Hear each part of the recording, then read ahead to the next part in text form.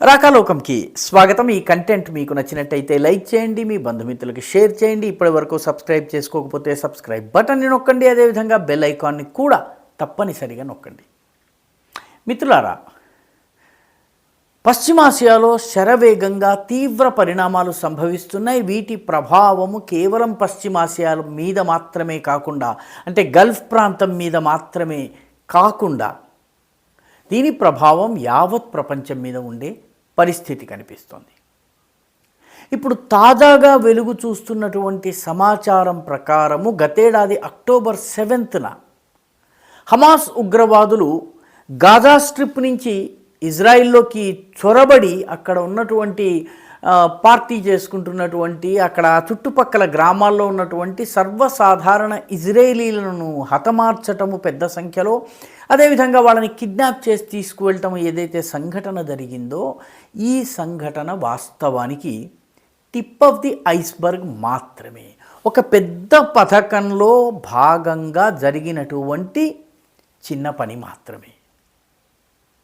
ఇప్పుడు Israeli intelligence ఏజెన్సీకి వస్తున్నటువంటి సమాచారం ప్రకారం ఏకకాలంలో జోర్డన్లో ఉన్నటువంటి ఇరాన్ అనుకూల శక్తులు, యెమెన్లో ఉన్నటువంటి హౌతీలు, అదే సమయంలో లెబనాన్లో ఉన్నటువంటి హెజ్బుల్లా, ఇది కూడా ఇరాన్ ఆధ్వర్యంలో, ఇరాన్ సహకారంతో, ఇరాన్ ఆయుధాలతో పనిచేస్తుంది. అదే సమయంలో గాజాలో ఉన్నటువంటి హమాస్, ఇవన్నీ కూడా ఒకే కాలంలో ఇజ్రాయెల్ పైన 4 దిక్కుల నుంచి దాడి చేయాలి. ఈ దాడి జరిగినప్పుడు సిరియా నుంచి కూడా కొంత సహకారం అదే సమయానికి రావాలి. ఎందుకంటే సిరియాలో కూడాను ఇరాన్కి సంబంధించిన స్థావరాలు ఉన్నాయి, ఇరాన్కి సంబంధించినటువంటి ముఠాలు ఉన్నాయి. వాటిని ఉపయోగించి ఏకకాలంలో ఇజ్రాయెల్ పైన దాడి చేయాలన్నది పథకము. అనుకోకుండా తొందరపడి హమాస్ వాళ్ళు అక్టోబర్ 7వ తారీఖున దాడి చేయటంతో సర్వసాధారణ ఇజ్రాయేలీ ప్రజానీకంకి కానీ మిగతా ప్రపంచానికి కానీ అసలు మొత్తము కుట్రంతా తెలిసింది. హమాస్ పైన అప్పటి నుంచి కూడా ఇజ్రాయెల్ దాడి చేస్తోంది. హమాస్ గాజాలో ఉన్నటువంటి హమాస్ స్థావరాలను వెలికి తీసేటటువంటి ప్రయత్నం చేస్తోంది. దీనిలో ఇజ్రాయెల్ దృష్టిని మరలించేందుకు ఉత్తరాన నుంచి లెబనాన్లోని హిజ్బుల్లా దాడి చేస్తోంది. అదేవిధంగా సౌదీ అరేబియా పక్కన ఉన్నటువంటి హూథీ, యెమెన్లో ఉన్నటువంటి హూథీ ఉగ్రవాదులు, వీళ్ళకు కూడా ఇరాన్ సహకారం ఉంది, వీళ్ళు కూడా దాడి చేస్తున్నారు.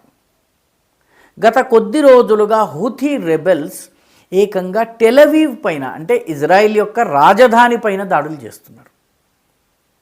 ఈ దాడుల్లో ఒక ఇజ్రాయేలీ వ్యక్తి చనిపోయారు కూడాను. దీనికి జవాబుగా ఆదివారం తెల్లవారుజామున ఇజ్రాయెల్ ప్రతి దాడులు చేసింది.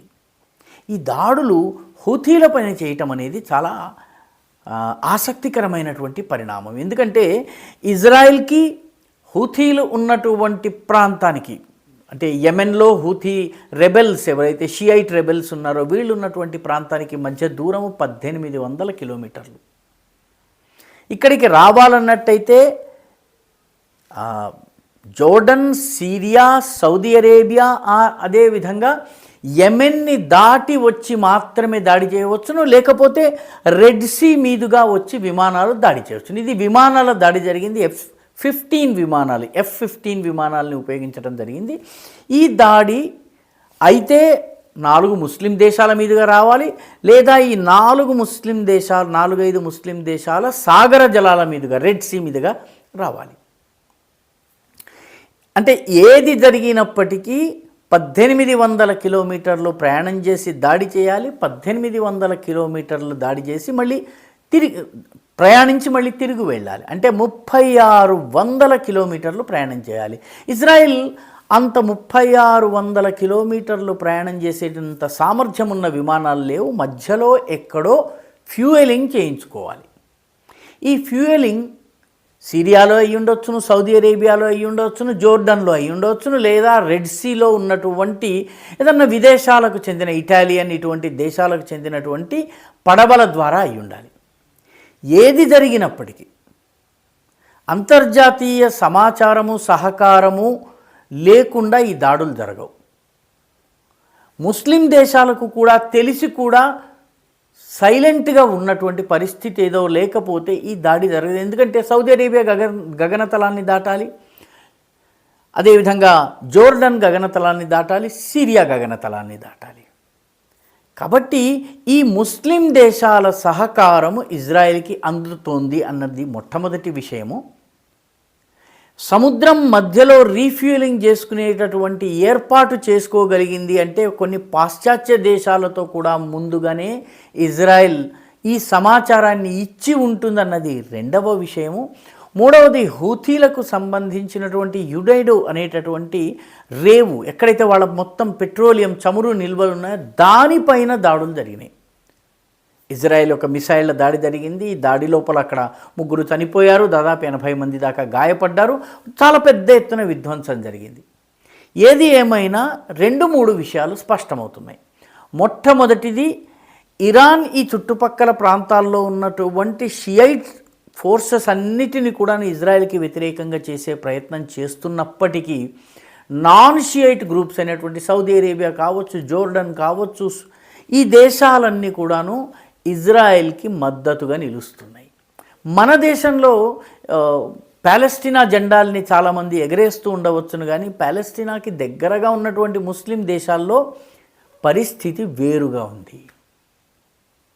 సౌదీ అరేబియా యొక్క పాఠ్యపుస్తకాల్లో పాలెస్టీనా అన్నటువంటి పేరు కానీ పాలెస్టీనా మ్యాప్ కానీ లేకుండా చేశారు.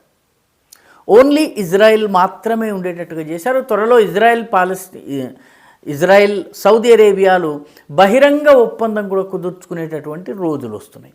మొత్తం మీద గల్ఫ్లో చాలా ఆసక్తికరమైనటువంటి పరిణామాలు సంభవిస్తున్నాయి. ముస్లిం దేశాలు ప్లస్ ఇజ్రాయెల్, యూరోపియన్ దేశాల సహాయంతో ఇరాన్ మద్దతుతో పనిచేస్తున్నటువంటి చిన్న చిన్న ఉగ్రవాద ముఠాలను పూర్తిగా అణిచివేసే పనిని చేపడుతోంది. గాజాలో జరుగుతున్నటువంటి యాక్షన్ ఏదైతే ఉందో అది యథాతథంగా కొనసాగుతోంది. ఈ వీడియో మీకు నచ్చినట్టయితే లైక్ చేయండి, షేర్ చేయండి, ఈ ఛానల్కు సబ్స్క్రైబ్ చేయండి, మీ అభిప్రాయాల్ని కమెంట్ రూపంలో తప్పనిసరిగా పంపించండి.